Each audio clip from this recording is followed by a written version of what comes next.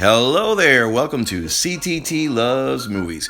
Well, I will be giving my movie criticism, we'll be discussing movie directors and so forth. And for my first series, we will discuss alternative Oscars, looking at acting nominees and best pictures of each year, beginning with the year 1974. And there will be some surprises. Let's begin. The first category, Best Supporting Actor, and the nominees were Michael Gazzo, Lee Strasberg, and Robert De Niro for The Godfather Part 2, Jeff Bridges for Thunderbolt and Lightfoot, and Fred Astaire for Towering Inferno. And you probably already know that the winner was Robert De Niro. Come reciti voi auci, no? Ma come fai tu a farci picchiare di meno? A voi auci non mi interessa. Ma solo ricordatevi che vi feci un piacere. Now, I was leaning for a while toward Lee Strasberg as the gentle but menacing gangster mafioso in Godfather Part 2, who every once in a while lets out his steel interior. And I said to myself, this is the business we've chosen.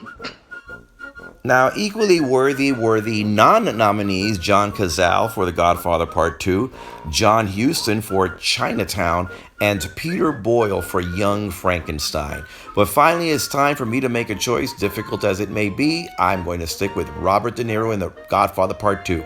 He picked up the mannerisms of the older Marlon Brando perfectly. It was a nuanced performance. It was a slow burn, little by little. He did his character arc, turning from a young immigrant with bad childhood traumas to become the Mafia Don. Best Supporting Actress, the nominees were Ingrid Bergman for Murder on the Orient Express, Valentina Cortez for Day for Night, Madeline Kahn for Blazing Saddles, Diane Ladd for Alice Doesn't Live Here Anymore, and Talia Shire for The Godfather Part 2. And the winner was Ingrid Bergman for Murder on the Orient Express. Was born backwards. That is why I work in office. Now, here I'm going to cheat. I've heard many wonderful things of the performance of Valentina Cortez in Day for Night, but it's been a long time, so I can't really justifiably give it to her. But even Ingrid Bergman, the winner, had some very lovely things to say about Valentina Cortez in her speech.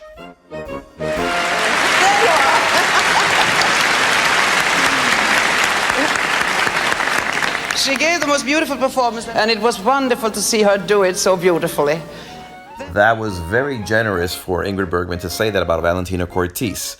Now, my choice this year will be a non-nominee, and that is Karen Black for The Great Gatsby, playing a tragic and not even a likable figure that we still sympathize with. A poor woman, wife of a mechanic who wants more out of life. It wasn't until afterwards I found out you weren't fit to lift my shoe. You didn't even have your own suit to get married in, and you never even told me. Best Actor, the nominees were Art Carney for Harry and Tonto, Albert Finney for Murder on the Orient Express, Dustin Hoffman for Lenny, Jack Nicholson for Chinatown, and Al Pacino for Godfather Part 2. And the winner was Art Carney for Harry and Tonto. Jacob, they want me to move. What? I got a notice that they're tearing down my building, putting up a fancy parking lot. Capitalist bastards. I have to make a mention of Warren Oates, who gave a terrific performance in the very bad movie Bring Me the Head of Alfredo Garcia. But now it's time for me to unveil my choice. And that choice is Al Pacino for The Godfather Part 2. Andy's fine. Andy is not I don't want to hear fine. about it. You will. I don't want to hear about it. Andy's I don't want to hear about it. I don't want to hear about it.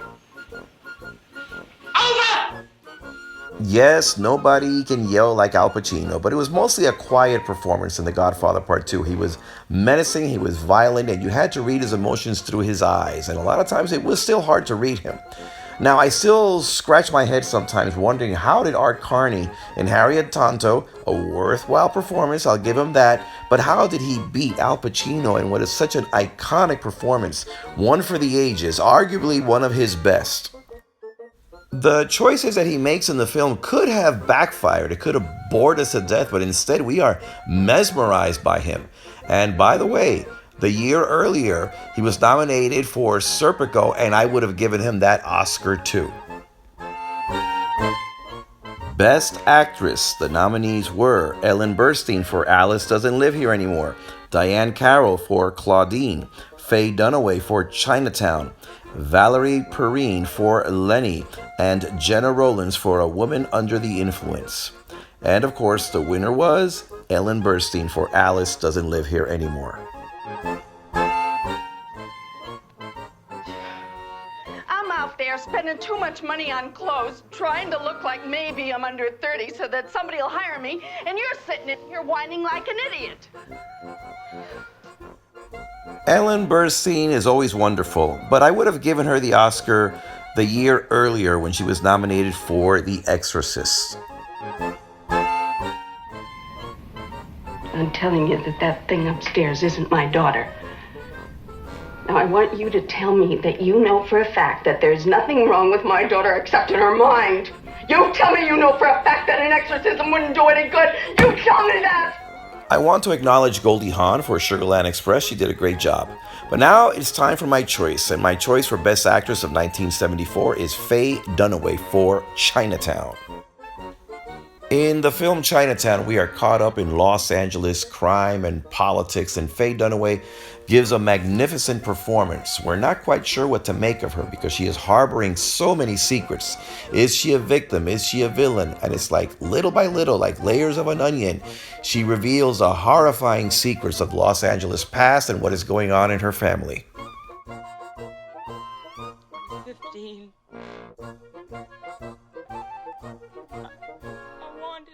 But I couldn't. And now the nominees for Best Picture. They are Godfather Part 2, The Conversation. Both of these were directed and produced by Francis Ford Coppola. Chinatown, Lenny, and The Towering Inferno. And not nominated but very worthy were Young Frankenstein and Alice Doesn't Live Here Anymore. And the winner was that year The Godfather Part 2. And The Godfather Part 2 is also my choice. Best Picture of the Year and Best Picture for many years.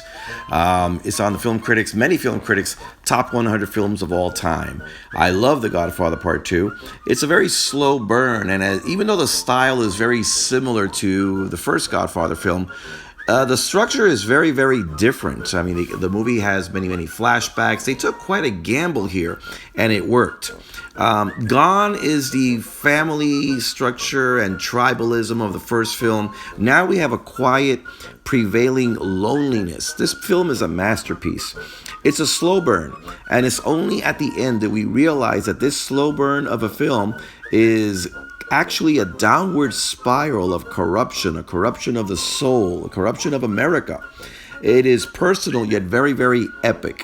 I don't have the words to describe or to give more accolades and praise to the way Francis Ford Coppola pulled this off. I mean, this was quite a gamble to go in this direction, and yet it worked. Many people thought that Michael Corleone would redeem himself after part 1, but instead he just corrupts himself further. It is again, masterpiece. That is it for 1974. Next video in the series, will, of course, will be 1975 in CTT Loves Movies. In the meantime, send me your likes, comments, or better yet, subscribe.